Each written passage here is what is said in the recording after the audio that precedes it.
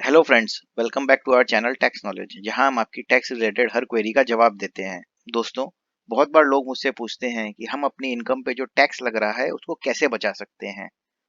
इसका ये मतलब नहीं है कि लोग ये पूछते हैं कि हम किसी भी तरह से कैसे टैक्स बचा सकते हैं। वो ये जानना चाहते हैं कि वो अपनी इनकम से जो सेविंग कर रहे हैं और जो कुछ खर्चे कर रहे हैं उससे उनको कोई टैक्स का बेनिफिट मिल सकता है क्या।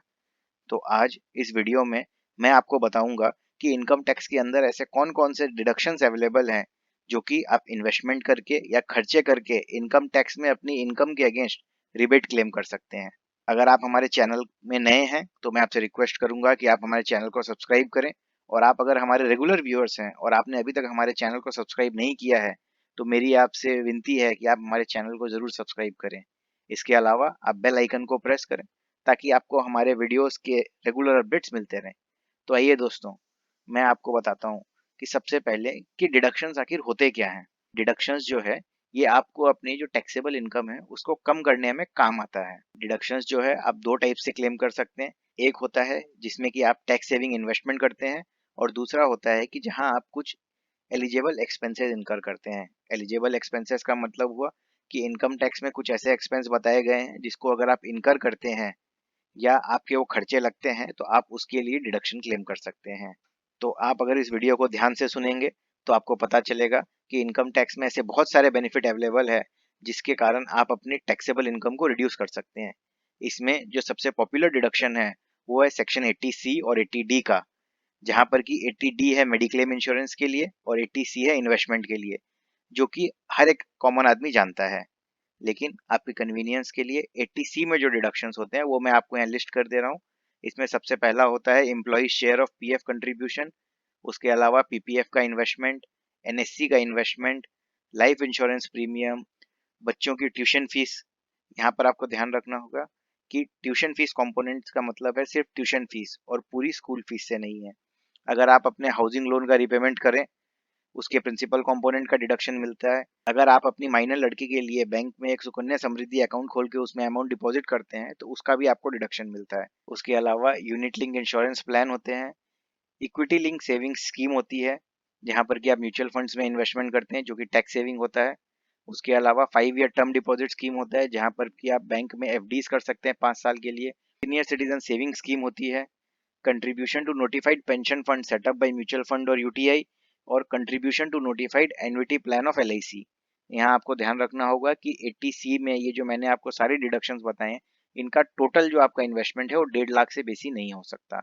अगर आप उससे बेसी करते हैं तो आपको उसके ऊपर कोई टैक्स बेनिफिट नहीं मिलता है। इसके अलावा दोस्तों, इनकम टैक्स में और बहुत सारे सेक्शंस हैं जहां पर अलग अलग टाइप के डिडक्शन मिलते हैं जो कि उस 1.5 लाख की लिमिट के बाहर होते हैं, यानी कि आपको उसके अगेंस्ट एक्स्ट्रा डिडक्शंस मिलता है। तो कौन कौन से होते हैं? वो होता है 80CCD1B, 80CCD2, 80TTA, 80TTB, 80GG, 80E, 80EE, 80DD and 80DDB और 80GGC। मैं इन सारे सेक्शंस को आपको एक एक करके बताऊंगा, लेकिन आपको ध्यान रखना है कि इसमें कुछ जो सेक्शन है वो इन्वेस्टमेंट से रिलेटेड है और कुछ जो है वो एक्सपेंसेस से रिलेटेड है। तो अगर आप इन सेक्शंस के अंतर्गत आप कुछ अगर इन्वेस्टमेंट करें या आपके कुछ ऐसे खर्चे हुए हैं जो कि इन सेक्शंस के अंदर आते हैं तो आपको अपनी इनकम के अगेंस्ट उनका भी डिडक्शन मिलेगा। तो आइए दोस्तों, पहले मैं आपको बताता हूँ 80CCD1B के बारे में। दोस्तों, आपने अभी सुना ही होगा और बहुत जगह देखा भी होगा कि एक एनपीएस बोल के एक स्कीम के बारे में बहुत जगह आज इन्फॉर्मेशन आती रहती है। तो यहाँ मैं आपको बताना चाहता हूँ कि इनकम टैक्स में अगर आप नेशनल पेंशन स्कीम के अंतर्गत अगर आप 50,000 रुपए तक का इन्वेस्टमेंट करते हैं ईयरली तो वहाँ आपको उसका डिडक्शन मिलता है। ये जो डिडक्शन है ये आपकी 1.5 लाख की लिमिट के ऊपर है, यानी कि अगर आप इसमें इन्वेस्टमेंट करते हैं 50,000 का साल में तो आपकी टोटल जो डिडक्शन है वो 2 लाख रुपए की हो जाएगी। दोस्तों, यहाँ मैं आपको ये भी बताना चाहूंगा कि एनपीएस क्या होता है और उससे इन्वेस्टमेंट करने के क्या क्या फायदे हैं। इसके ऊपर ऑलरेडी मैंने एक वीडियो बना रखा है, उसकी जो लिंक है वो मैंने डिस्क्रिप्शन में दे रखी है, आप जरूर उसको चेकआउट कर सकते हैं। अगला हम आ जाते हैं 80CCD2 में। 80CCD2 जो है ये employer's contribution to NPS account होता है। अगर आप एक सेंट्रल गवर्नमेंट के एम्प्लॉई हैं या एक कॉर्पोरेट एम्प्लॉई हैं और अगर आपका एम्प्लॉयर जो है वो खुद से आपके नेशनल पेंशन अकाउंट में अगर कुछ रुपया डिपॉजिट करता है तो आपको उसके लिए भी डिडक्शन मिलेगा, और वो जो डिडक्शन है उसकी लिमिट तय कर दी गई है कि अगर आप एक गवर्नमेंट एम्प्लॉई हैं तो आपकी सैलरी का 14% होगा, और अगर आप नॉन गवर्नमेंट एम्प्लॉई हैं तो आपकी सैलरी का 10% होगा। सैलरी का मतलब होता है बेसिक प्लस डीए, यानी कि अगर आपके साल की पूरी सैलरी का बेसिक और डीए का कंपोनेंट अगर मान लीजिए 4 लाख रुपए होता है, तो यानी आपको इस सेक्शन में एक्स्ट्रा 40,000 का डिडक्शन भी मिल जाएगा। अगले सेक्शन जो है वो है 80 टीटीए और 80 टीटीबी का। दोस्तों, हमारा जो पैसा है वो सेविंग्स अकाउंट में जो पड़ा रहता है उसके ऊपर भी हमको इंटरेस्ट मिलता है।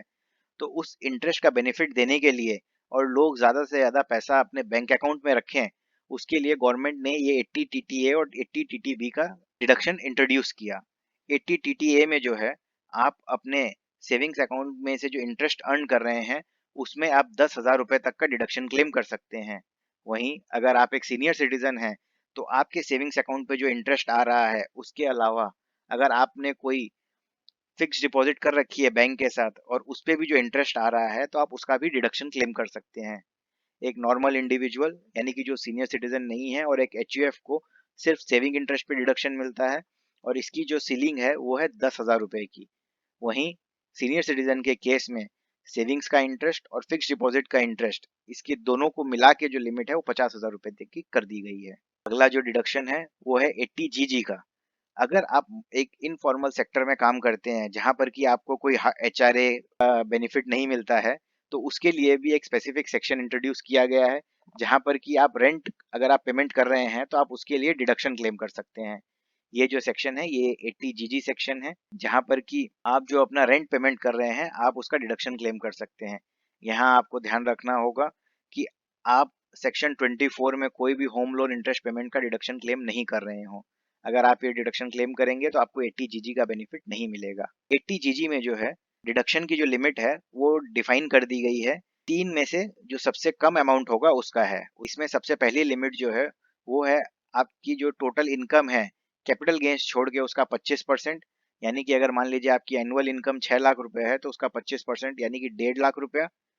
दूसरा है आपने जितना एक्चुअल रेंट पेमेंट किया है उसमें से आपकी इनकम का 10% माइनस होगा, यानी कि अगर हम सेम 6 लाख की इनकम का एग्जांपल लें तो आप मान लीजिए 12,000 रुपये अगर मंथली रेंट दे रहे हैं तो आपका डिडक्शन की सेकेंड लिमिट हो गई 84,000 की या 60,000 रुपीज, यानी कि इन तीनों में से जो लोअर होगा उसका आपको डिडक्शन मिल जाएगा। यानी कि मेरे एग्जाम्पल में आपको जो डिडक्शन मिलेगा वो होगा 60,000 रुपये का। अगला जो सेक्शन है वो है 80 ई का। दोस्तों, आज के ज़माने में अगर आपके पास हायर एजुकेशन की डिग्री नहीं है तो आप लाइफ में ज़्यादा आगे नहीं बढ़ पाते हैं या आपके आगे बढ़ने में बहुत रुकावटें आती है। लेकिन हायर एजुकेशन जो है वो बहुत सस्ता नहीं है, उसमें बहुत पैसों की दरकार पड़ती है, और इसके लिए लोग आजकल लोन लेके एजुकेशन करते हैं। और एजुकेशन को बढ़ावा देने के लिए ही गवर्नमेंट ने ही 80 ई सेक्शन को इंट्रोड्यूस किया था, जहाँ की आप अगर कोई बैंकिंग कंपनी या कोई फाइनेंस कंपनी से अगर आप लोन लेते हैं एजुकेशन का और उसके इंटरेस्ट का रिपेमेंट करते हैं तो उसको आप 80 ई के सेक्शन में डिडक्शन क्लेम कर सकते हैं। यहाँ आपको ध्यान रखना होगा कि इसमें कोई इंटरेस्ट के रिपेमेंट की जो कैप है कुछ भी नहीं है।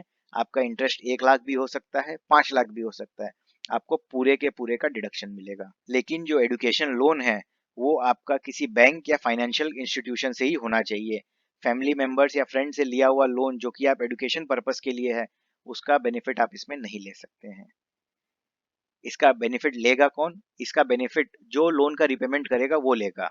अगर स्टूडेंट जो है जिसके लिए लोन अगर उसके पेरेंट्स ने लिया है और वो रिपेमेंट कर रहे हैं तो उसका बेनिफिट वो क्लेम करेंगे इंटरेस्ट का। और अगर स्टूडेंट अपनी एजुकेशन होने के बाद जॉब ज्वाइन करने के बाद अगर वो रिपेमेंट कर रहा है लोन का तो इंटरेस्ट का बेनिफिट वो क्लेम करेगा। इस इंटरेस्ट का जो बेनिफिट है वो या तो 7 साल या आपका loan repayment which ever is earlier तब तक ही मिलेगा। अगला जो सेक्शन है वो है सेक्शन 80 ई। ये फर्स्ट टाइम होम ओनर्स के लिए एक बेनिफिट इंट्रोड्यूस किया गया है, यहाँ पर कि अगर आपने पहली बार अपना घर लिया है और आप उसका इंटरेस्ट रिपेमेंट कर रहे हैं तो आपको उसमें 80 ई सेक्शन में एडिशनल 50,000 रुपए तक का डिडक्शन मिलेगा। ये आपको ध्यान रखना होगा कि ये जो 2 लाख की लिमिट है सेक्शन 24 में जो कि होम लोन इंटरेस्ट के लिए है उसके ओवर एंड अबव है, यानी कि अगर आप आपका होम लोन का इंटरेस्ट 3 लाख रुपए का है तो आपको 2 लाख का डिडक्शन तो सेक्शन 24 में मिल जाएगा, उसके अलावा 50,000 रुपए का और डिडक्शन सेक्शन 80 ई में मिल जाएगा। इसके लिए एलिजिबल होने के लिए आपको ध्यान रखना होगा कि आपके जो घर की कीमत है वो 50 लाख रुपए से कम होनी चाहिए और आपका जो लोन है वो 35 लाख रुपए से कम का होना चाहिए। अगला जो सेक्शन है वो है 80DD। दोस्तों, कोविड-19 होने के बाद लोगों ने ये रियलाइज किया है कि हमारी बॉडी कितनी फ्रेजाइल है और हम कैसे बीमारी का शिकार बन सकते हैं। तो यहाँ मैं आपको बताना चाहूँगा कि अगर आप किसी बीमारी के लिए अपने लिए या अपने किसी रिलेटिव के लिए एक्सपेंस बियर करते हैं, तो आपको उसके लिए भी डिडक्शन मिलता है सेक्शन 80DD में। लेकिन आपको ध्यान रखना है कि 80DD जो है वो स्पेसिफिक बीमारियों के लिए है। यहाँ पर कि आप अगर अपने डिपेंडेंट स्पाउस, चिल्ड्रेन, पेरेंट या भाई बहन के लिए अगर आप कुछ खर्चा करते हैं जो कि उनकी डिसेबिलिटी के कारण है, जैसे कि ब्लाइंडनेस है, लो विजन है, लोकोमोटर डिसेबिलिटी है, हेयरिंग इम्पेयरमेंट है, मेंटल रिटार्डनेस है, मेंटल इलनेस है, ऑटिज्म है, सेरिब्रल पैलेसी है, इसके लिए अगर आप कोई मेडिकल का खर्चा बियर करते हैं या उनके लिए कोई पॉलिसी लेते हैं जिसकी प्रीमियम बहुत हाई होती है, उसके लिए आपको यहाँ पर डिडक्शन मिलता है। इसके अलावा 80DD भी एक सेक्शन है जहाँ पर आपको कोई सीरियस बीमारी जैसे कि कैंसर, न्यूरोलॉजिकल डिजीजेज, एड्स जैसी कोई सीरियस बीमारी अगर है, तो उसके लिए आप 80DD में डिडक्शन क्लेम कर सकते हैं। इस सेक्शन में जो डिडक्शन है वो 40,000 रुपीज तक का है। लेकिन अगर आप एक सीनियर सिटीजन हैं तो आप 1 लाख रुपए तक का भी डिडक्शन क्लेम कर सकते हैं। ये जो डिडक्शन है 80DD का और 80DD-B का, ये इंडिविजुअल या एचयूएफ दोनों में से कोई भी क्लेम कर सकता है। अगला जो सेक्शन है वो है 80GG-C का, जहां पर कि एक इंडिविजुअल टैक्स पेयर अगर वो किसी पॉलिटिकल पार्टी को डोनेशन देता है तो उसके लिए भी उसको डिडक्शन मिलता है। यहाँ पर आपको ध्यान रखना होगा कि आपका जो डोनेशन है वो कैश में नहीं होना चाहिए। अगर आप चेक से किसी पॉलिटिकल पार्टी को डोनेशन देते हैं तो आपको उसका पूरे अमाउंट का डिडक्शन मिलता है। इसमें कोई भी लिमिट नहीं है। तो दोस्तों, आपने देख ही लिया है कि किस तरह की डिडक्शंस आपको इनकम टैक्स में अवेलेबल हैं अदर देन आपके जो रेगुलर 80C और 80D के डिडक्शंस। तो दोस्तों, अगर आपने इस तरह के कोई भी इन्वेस्टमेंट या खर्चे अगर कर रखे हैं जो कि इन सेक्शंस के अंडर फॉल होते हैं, तो आप अपना रिटर्न भरते टाइम उनका बेनिफिट जरूर क्लेम करिएगा। आई होप ये वीडियो आपको बहुत पसंद आई होगी। इसी तरह की और वीडियोस के लिए आप हमारे चैनल को सब्सक्राइब कर सकते हैं। Thank you friends.